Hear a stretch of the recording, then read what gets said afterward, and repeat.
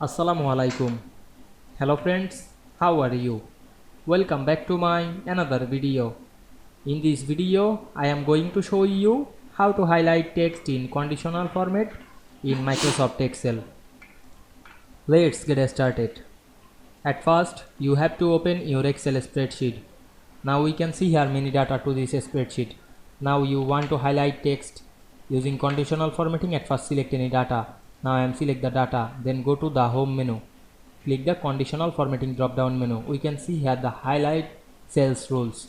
We can see here the greater than, less than, between, equal to, text that conditionals, etc. option. Now I am select the between option.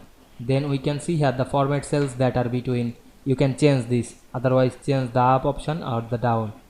We can see here the color. You can choose the yellow fill with dark yellow text, otherwise green color. You can change another color. Now I am make the yellow.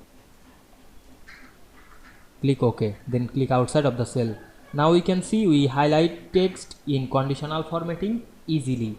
I hope you enjoyed my video. Please like, comment, share and subscribe my channel. Thanks for watching.